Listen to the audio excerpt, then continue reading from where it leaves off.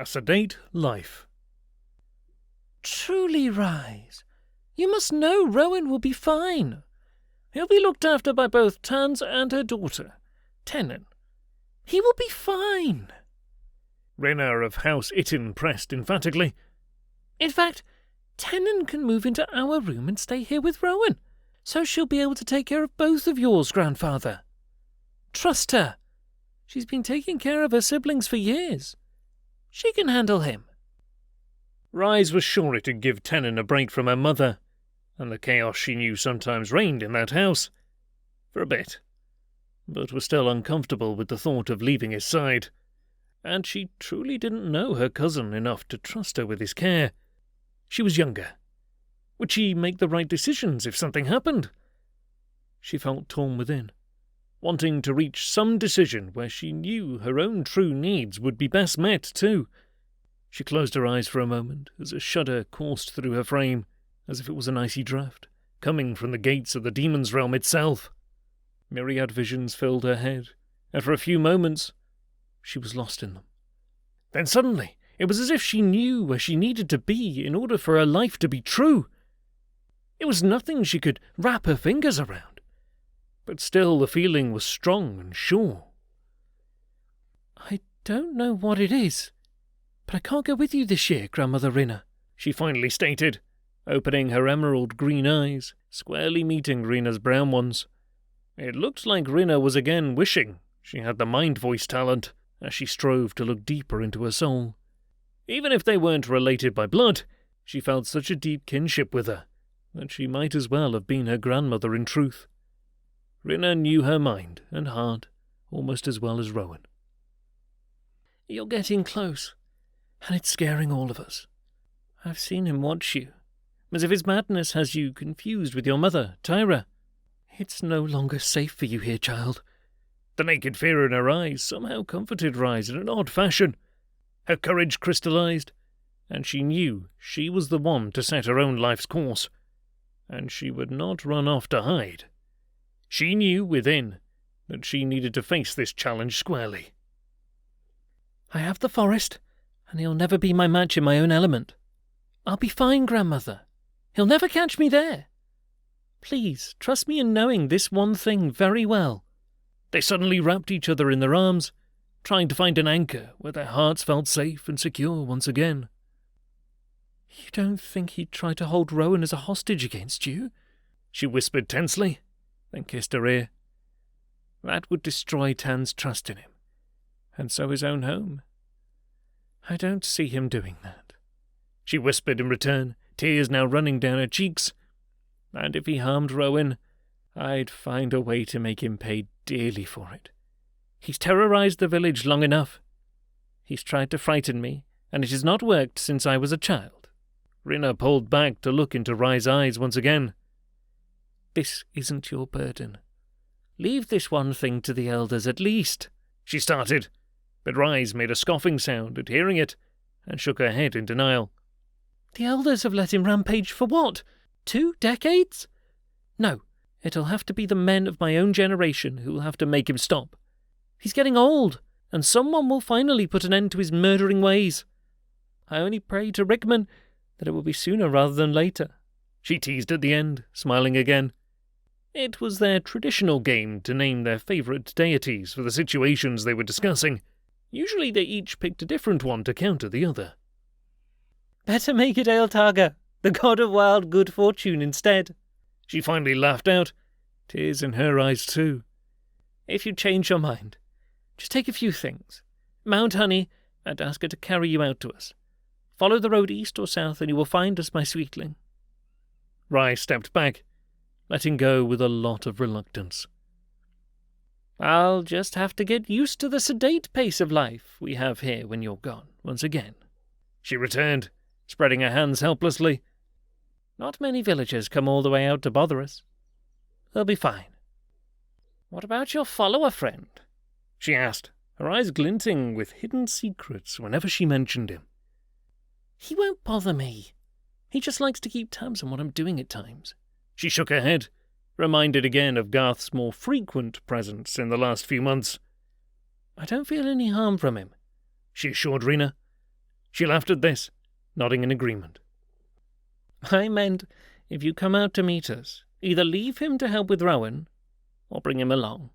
We can always use a strong back and a quick mind. It seems to me that he has wanted to look out for you for years, but you just don't know how to let him. She returned.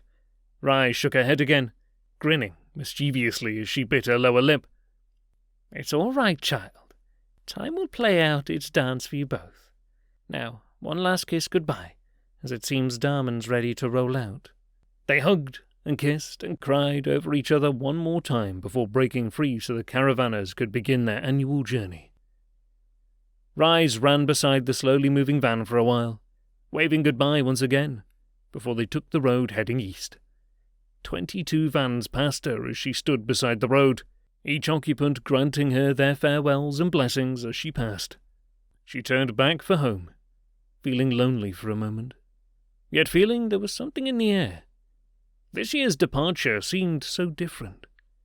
How was she going to fit back into the slow life which was Matlow Village's norm once again? She craved so much more. The orange-red light of Tayna's setting sun glinted brightly off the metal tip of the spear Ryes held in her hand. Her gaze travelled from the sun's rays in the west toward the ancient ruins in the north. They appeared as a thin, dark line, almost beyond the far horizon at this high advantage. A brightly tipped needle of a spire above it reflected its light back at her. It was where her father, brothers and sister were said to have died so violently under Korner's brutal claws. Her grandfather could still recount the tale of her mother's escape in a chilling narrative, with herself a tiny, helpless infant. Her mother, Tayna, died in a pool of her own blood here in the village, as her grandfather fought to save her life. Now old Korner watched her with hooded eyes whenever he was near. She was sure he was making plans for her, as he tried before with her mother. "Never," Ryes vowed with a low growl in her voice. She stood up to descend the tall peak, north of Matlow Village. She slung her laden hunting bag over her shoulder, turning for home. When she reached the bottom, she was surprised as Garth stepped forward. He offered her his hand, claws retracted, palm up. Ryes looked up to his face as she hesitated, feeling uncertain, then crossed his palm with her own, a sign of accepted friendship. Her heart was beating rapidly as she blushed. This was the first time anyone had met her here at this time of day, and Garth was not alone. The villagers, who were out with her today on their special hunt, were all here too. She'd thought they'd gone on to their own homes. There were questions in their eyes, and for the first time she was embarrassed by her daydreaming. Was it vengeance she wanted, or an escape from this village? Shyly, she lowered her eyes. "I usually bid my father and siblings a good night at this time of day," she explained, suddenly feeling very precarious and wanting to be clear with him and the others. Garth gave her a nod in understanding. She recalled him watching her go through this ritual from time to time through the years and saw he understood it now. He must have been curious before. "Thank you for all your time and teaching today," Garth replied, then looked to the others around them, a silent goad. "Your wisdom will not be forgotten." He smiled genuinely, looking down into her emerald eyes. She blushed more deeply. She smiled in return, the light of her inner happiness showing in her eyes. She saw patience and more in his golden ones. She couldn't believe she was the hope for survival of the entire village in this time of famine. She'd never been given the chance of friendship with the villagers her age, until now. She hoped it would hold true after this current crisis. Garth stepped back, and the remaining members of the hunting party came forward to offer their hands in friendship too. Her pounding heart kept her rooted to the spot in amazement. "Thanks for the help," a tall young man, she thought was named Tor, said as he stared down at her. She wanted to laugh at the silly expression he wore. Seeing the merry look in his eyes, his smile grew wider, and he gave her a wink, then stepped aside. "I'll tell my mother that she doesn't know you at all," Maren stated with a smile too. She knew her younger cousin. yet had never spent any actual time in his company before today. He had turned out to be a surprisingly fun person who seemed to care about her after all. She sighed and gave him a return smile and nod, along with a murmured thanks. Aunt Tans ignored her, unless she needed help with gathering herbs or medicinal plants. She usually faced a cold reception in her home, so stayed away. The rest of her cousins took a cue from their mother and shunned her also. She barely knew any of them. It was partly why she loathed to leave Rowan in Tennant's care. The other hunters gathered around her were also mostly strangers, even if each face was familiar. She was unsure of some names, but each offered her their hands and made small comments and thanks. It had been a good day's hunt, with everyone bearing very full bags. A surge of loneliness she was unable to suppress rose up in her heart. All the years of living apart crashed down upon her, almost drowning her. The hate had long been culled by the love of Tara of House Itten, who taught her when she was young that the pent-up hate she then fostered harmed only her, and no one else.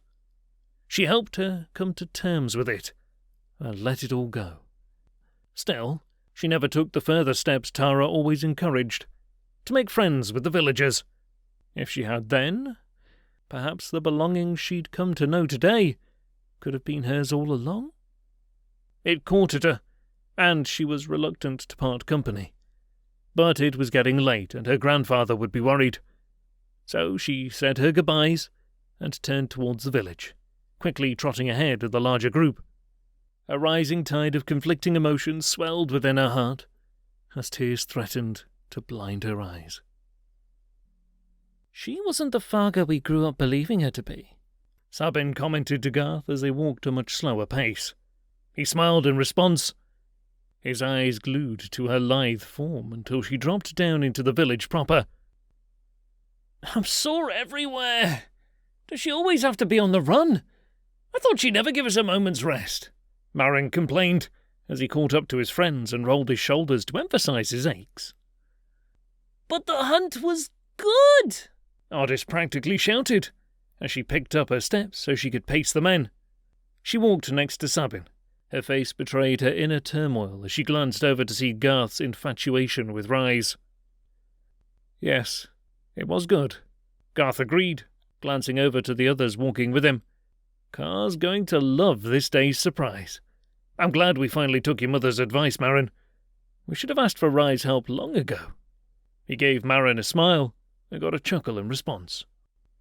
My mum's been after us to do so for the last few weeks.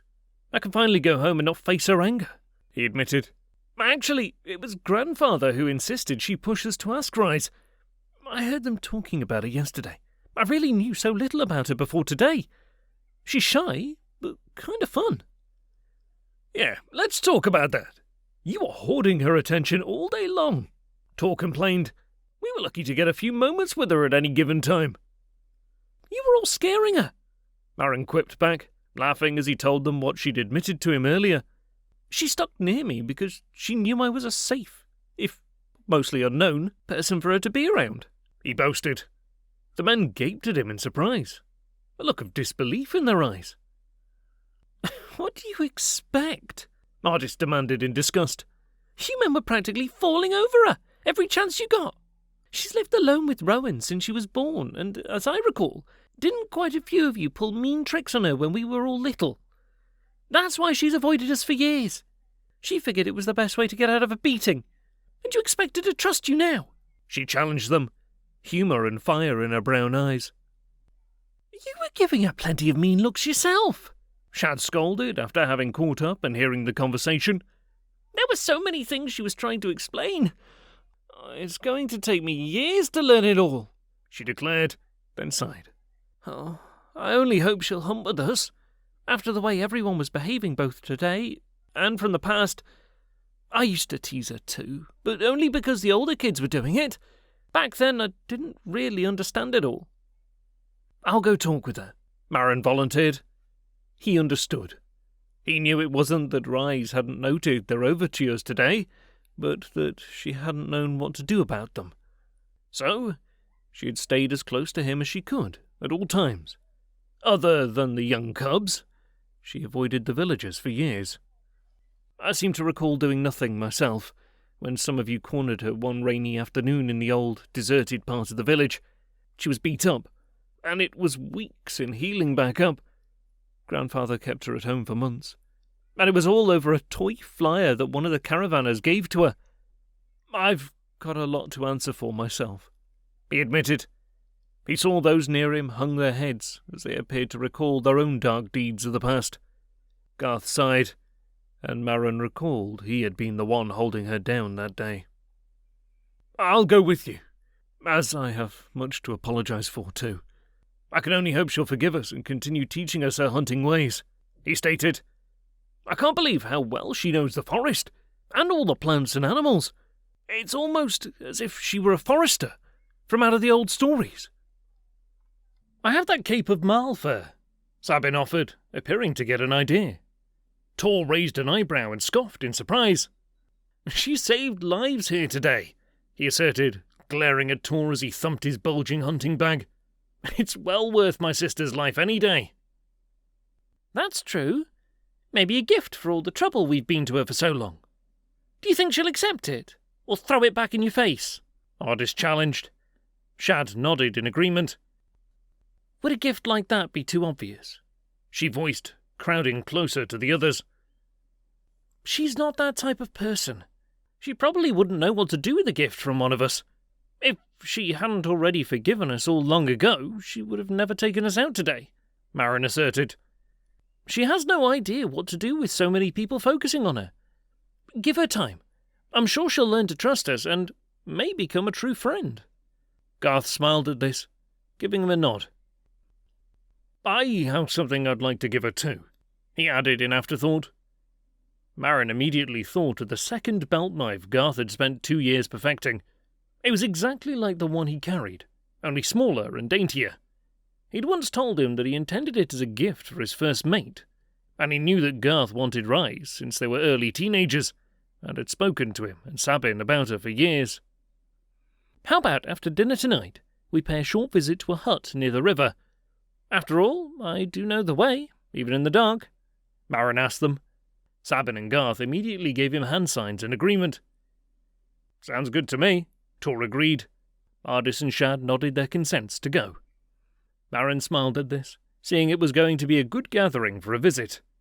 He knew he had to ask his sister and mother a few questions about why they treated Ryes the way they usually did. Ryes deserved better treatment from her own family. Whenever there was need, they'd send her out to gather the plants, roots, or other things they required, so they could make the medicines. She did her duties as quickly as possible, in all kinds of weather. Rarely did he remember them thanking her for her help. And he recalled on one stormy day when they didn't even invite her in to dry off or get warm, even though her teeth were chattering with a deep chill. Surely she was due some compassion, and he was going to make sure it started now, even if he was the only one in the household to extend it to Ryes. Matlow Village, with its mud-plastered brick huts, always seemed to harbour a harsh life for the few people still living here. With the nearby densely wooded hills providing little open, flat land to cultivate, the people learned to live off the village's terraced gardens and the small livestock animals they raised. Life was always said to be short. Ryes lived by the river, but since the quickest way home was through the village today, it was the way her feet took her. She rarely gave any of the buildings or people a glance, keeping her gaze to the ground before her flying feet. Ryes! Ryes! She heard a high-pitched cry rise up behind her as she took the path toward her home. So she stopped for them, with a smile upon her face, as she turned around to see them running towards her. These were the villagers she was happy to spend her time with most days. Several of the young cubs caught up to her quickly, an air of childish pride and delight about them. You really showed them how to hunt today, didn't you? Lixie asked breathlessly. The others chimed in their questions, wanting to be heard too. Ryes smiled down at her youthful enthusiasm. I tried to, Lixie. I hope they listened. She playfully ruffled the child's short, honey-coloured hair. I caught a fish today. It was this big, Johns boasted, spacing her hands out to demonstrate how enormous it had been. My mum was real proud and said I'll make a fine huntress one day. And I did it, just like you told me. There was pride in her eyes which couldn't be denied. Rand tugged on her arm, demanding attention as well. That's great news, Johns, Ryes agreed as she knelt down to hug them, laying her spear on the ground beside her. They crowded in close, trying to all hug her at once. She laughed merrily at their antics and showered each with the attention he or she craved. Few villagers gave them this much attention, the animals and gardens needing tending most of the day, as well as the other daily chores. So this handful of cubs were the bright spot in her life. Ryes gladly showed them small things they could learn, like fishing or gathering wild berries, tuber roots and other foods. This way they could feel like they were helping their families too. And if she had plenty to share out with their own hunts, she'd give them food to munch on, or take home. And she was teaching them how to read and write, to reinforce the lessons they were being given by the village elders. These young ones had become the siblings she would never know. Then Sailor's voice was heard calling out for Lixie. Ryes looked up and found herself caught in a moment of uncertainty, noticing how many faces looked out from the huts at her and the cubs. She wasn't sure if there was approval or not on the faces nearby. She was afraid to look too closely. Better go home before you catch trouble, Ryes warned them in a low voice, with a gentle smile upon her lips. Uneasiness arose in her as she knelt by her spear and watched them run off, happily greeting their parents. The villagers rarely paid her much notice. This sudden attention caused the hair at the nape of her neck to rise. See you tomorrow, Rand promised as she hugged her one more time before running off. She veered towards the other hunters, who'd just entered the village and appeared to be discussing something vigorously. That's a promise, Ryes shouted back. Rand gave her a glance and a raised hand before running up to the tallest hunter, Tor, asking to be picked up. Ryes chuckled as she picked up her spear, stood up, and pretended not to see the villagers as she continued on her path. The last several springs had seen the birth of many cubs. Their mothers were protective, but also accepted their friendship with her, as if she were their accepted daytime caretaker for the youngsters. She thought it was because she took every effort to keep the cubs safe while they tended the gardens, or cooked, or cleaned. This sudden notice made her wonder, and she turned back to see some villagers were still watching. As the voices of the hunting party were raised in greetings to their families, she turned away. At least they'd bring some good news tonight from a highly successful hunt. The entire village would be happier with full stomachs, she hoped. As she resumed walking home, she passed the hut where her father, aunt and grandparents lived long ago. It had been the place where her mother died too.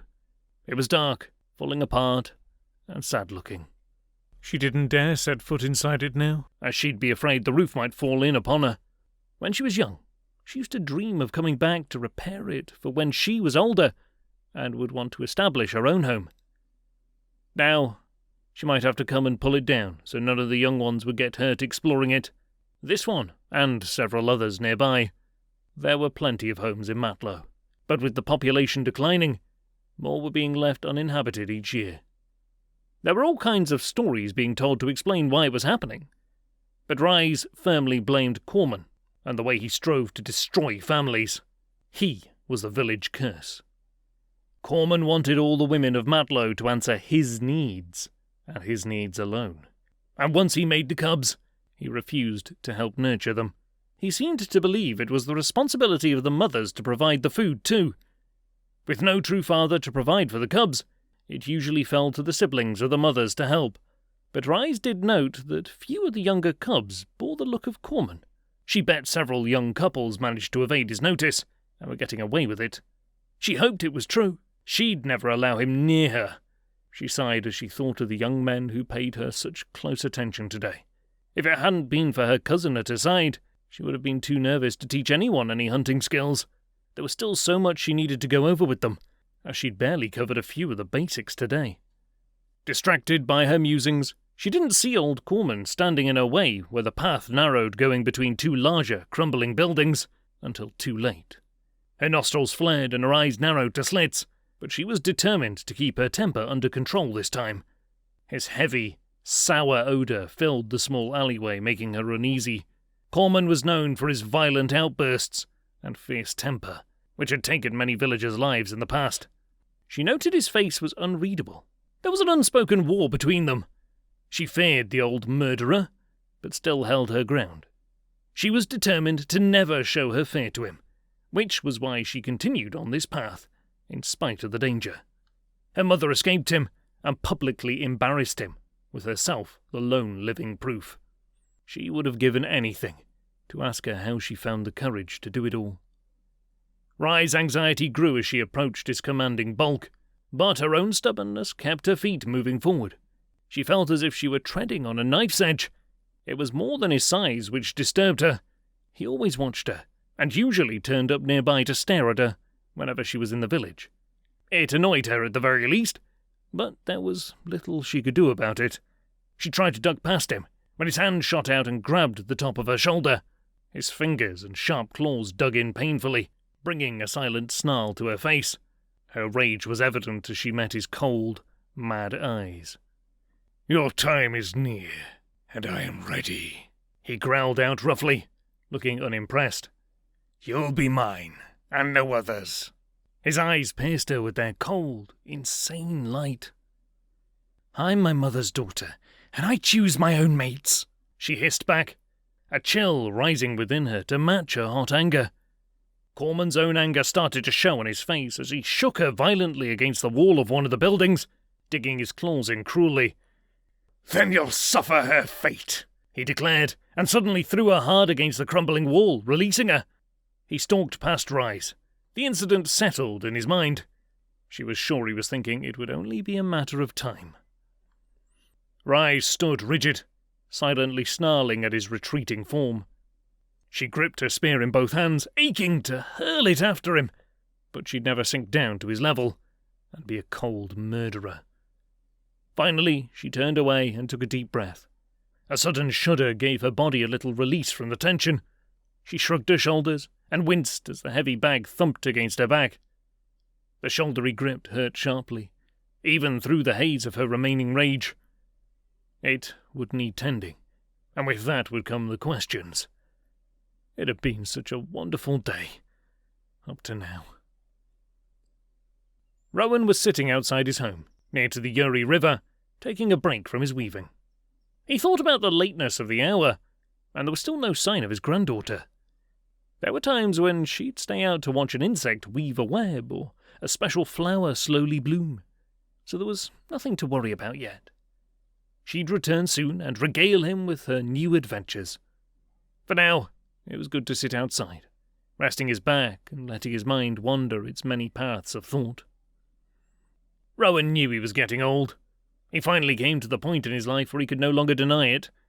It wasn't just the presence of a vigorous granddaughter to dote on him constantly, nor the scores of young cubs who sought him out for his tales of old, while their mothers were busy with chores. It came from within, and knowing that no matter how warm the blankets or how bright the fire, there was a chill settling into his bones.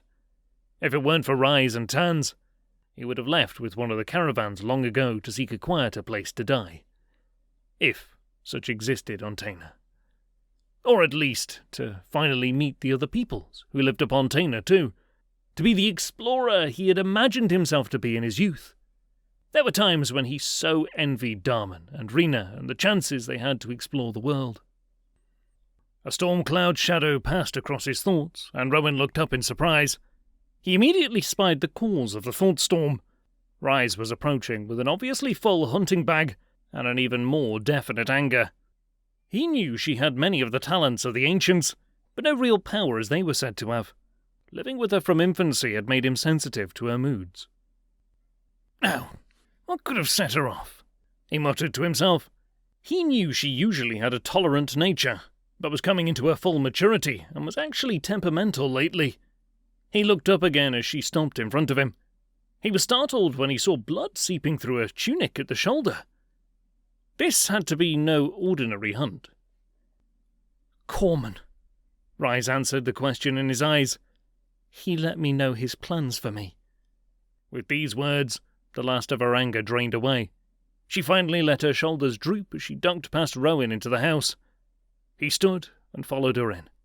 She heaved the heavy sack up on the table and sat down in a chair abruptly next to it. She grounded the butt of her spear into the rug and leaned her head heavily upon her one arm and the shaft of the spear. A small sob welled up as she fought back tears. Rowan's surprise turned to a frown as he went to fetch their medicines and clean bandaging cloths from a wall cupboard. Picking up a small knife from his loom, a small water bottle and a clay bowl from the sideboard, he finally felt ready to begin to unravel this newest problem Ryes brought him. He let go a long breath, as well as the last of his anger with her. What had she done to provoke him now? He set everything down on the table and sorted it out to begin. "So, what did Korner say?" he asked as he undid the lacing at the shoulder seam with his knife. Ryes sat up straight at his silent urging, so he could see her shoulder better. "He told me that I'm to become one of his whores," she replied with a catch in her voice. "And what did you say to that?" Rowan coaxed as he examined the claw marks. He knew Ryes well enough to know how she answered. He wanted to distract her, as he washed out the painful gashes. Korner had been serious indeed. "Ow!" Ryes exclaimed, pulling away, and then relaxed again as she caught her grandfather's glare and let him finish his ministrations. "I said the wrong thing. I reminded him I was Tyra's daughter," she breathed out. Rowan grimaced at that. He knew Korner wouldn't need to be reminded. Ryes was the mirror image of Tyra, in many ways. She only lacked Tyra's age's weary depth in her eyes. It hadn't been easy for either of them when both of Ryes's parents were killed, and he was forced to care for and raise the tiny infant. Most men would have given the cub over to the nearest female relative, but Rowan had just lost his own wife, Jana, and needed Ryes's company as much as she needed him. And it didn't help that his only daughter, Tans, had taken in Korner as her mate, and he suspected that since he'd killed Ryes's parents, he wouldn't hesitate to kill her too, even if she was an infant. The other villagers were outraged at first, so he relocated to an old home near the riverbank. It was a home which used to belong to his own grandparents. The other nearby dwellings were well kept, but only used in the winter, when the caravanners stayed in Matlow, away from the winter snows. And sometimes, on a moonlit night, he thought he could see Jana's face upon the river's water, smiling up at him. It brought him a feeling of peace, and he felt closer to her here. Even if they lived mostly apart from the village, it had been a good life for them both.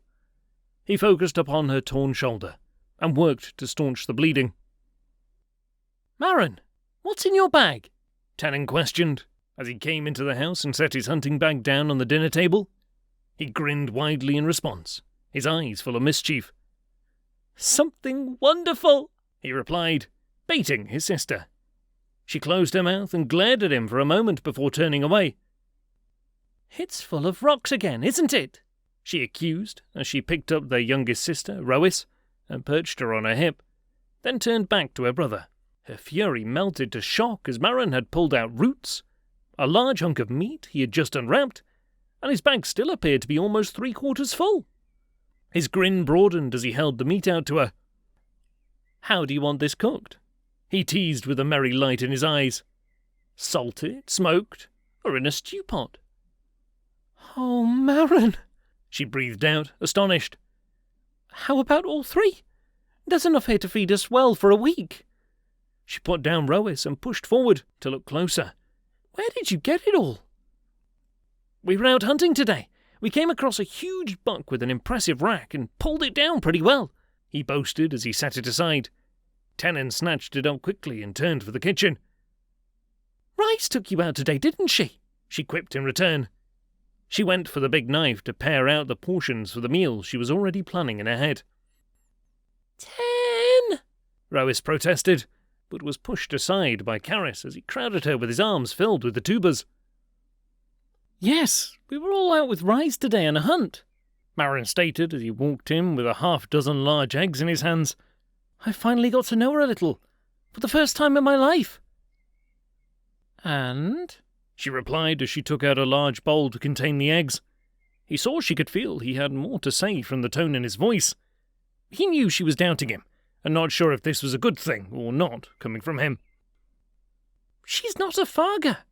She's a decent person and a bit shy around everyone, and she has a good heart," he told her, letting her take the eggs and place them safely into the bowl. All this from one day of hunting," she quipped back with a bit of bite in her tone. Maren shrugged to keep a rein on his temper, but it was everything he had not to slam his fist down on the counter in response. "Yes, all in one day. We need to start treating her as a member of our family, as she truly is after all. It's not her fault Corman's been stalking her practically her entire life. I think that's the reason Mother hates her so much. We don't need to hate her, nor treat her as anything but our only cousin. She deserves better than that from all of us," he asserted in a controlled voice. He was not going to be like their father, he vowed to himself. Tayna stopped and stared at him, looking into his eyes. "Why? Really, why?" she pressed, wanting to hear his truth. He let out a pent-up breath, slowly. "Because we can be better than our parents, and see the world in a better light," he replied. He picked up Ryes and Tars, and Karis stood listening to them now. "We don't need to be cruel to each other just because we can create some unreasonable scenarios in our heads. We need to live in the world around us and just get along better with each other." "Why?" Ryes mimicked her older sister, giggling. "Because we want a better future for all of us," he replied, finally smiling again. "And Ryes should be a part of our future too." Tayna turned away from him again to work on the night's meal, but she seemed to be thinking over his words. Later, feeling much better with her shoulder cleaned and bandaged and freshly washed with clean clothes on, Ryes sat over dinner telling her grandfather about the unusual time she'd had this day. "I didn't know most of the people of the village were going hungry," she stated, accusing him. Rowan met her eyes, which were filled with new interest. She noted his own bright amber eyes were filled with curiosity. "What? You barely know the names of half of the people of the village. Since when would you notice whether they were well fed or not?" he demanded sharply in return. She squirmed uncomfortably under his stare, then let out a long sigh. It was true. She'd never shown much interest before. She went her own way, having her own ideas about hunting and nature. She rarely returned with an empty sack, and didn't have to hunt as often as the others. She was different. She had no real family, other than her grandfather, and they lived far from the rest. Most left her alone now, which suited Ryes fine, for she liked being alone with only her own thoughts to trouble her, and it kept her from being beaten for being different, as happened many times when she was small. At least the caravanners never treated her that way. When they were here for the winter months, it was a time of joy for her. It was as if her real village had returned. She was a part of their families, with lots of siblings to talk to, play games with, or learn new things. Exploring the world with them was always fun and filled with a sense of adventure, but they wouldn't be back until late in the fall. She missed them, all so very much.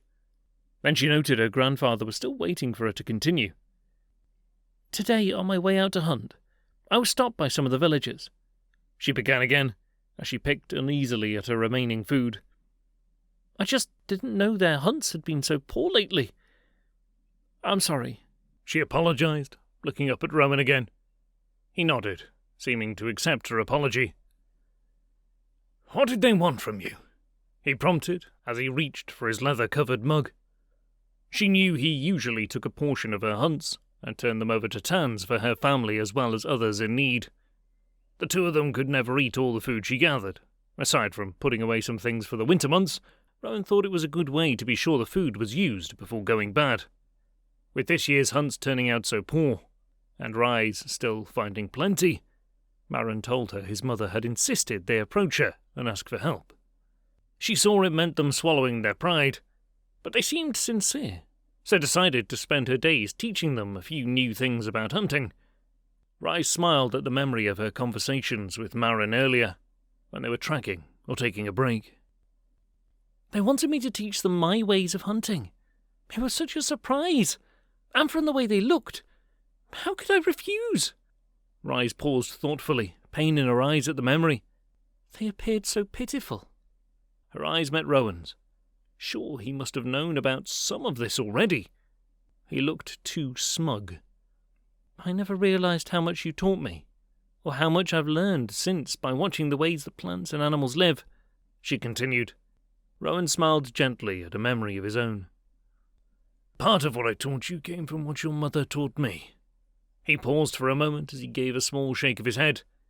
Tyra taught us all many things. Ryes thought a moment on how much Tyra was esteemed by Rowan and her Aunt Tans. All the things she knew and could do still haunted Ryes. She wanted to have a mother of her own for so long, and found it difficult living with the ghost of the perfect one. She just wasn't her mother. Nowhere as perfect as she'd been.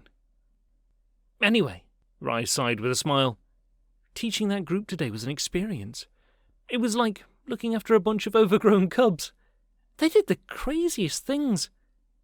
Stealth? A herd of moss-eaters in mating season couldn't make more noise. Was I ever that bad? Ryes asked, picking up the last piece of stew with a spoon. There was a glint of mischief in her eyes as she asked the question. Worse, he assured her with a chuckle.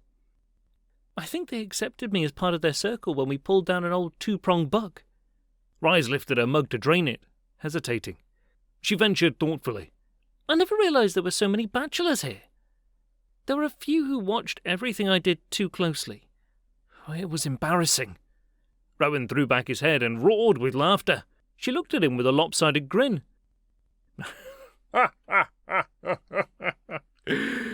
My little coupling has finally grown up. She's noticing the young men, he declared. She blushed furiously as Rowan patted her good shoulder. Don't fret. It was bound to happen to you someday, he assured her with a broad smile. How could I help but notice them? Some were practically trying to walk in my shoes with me.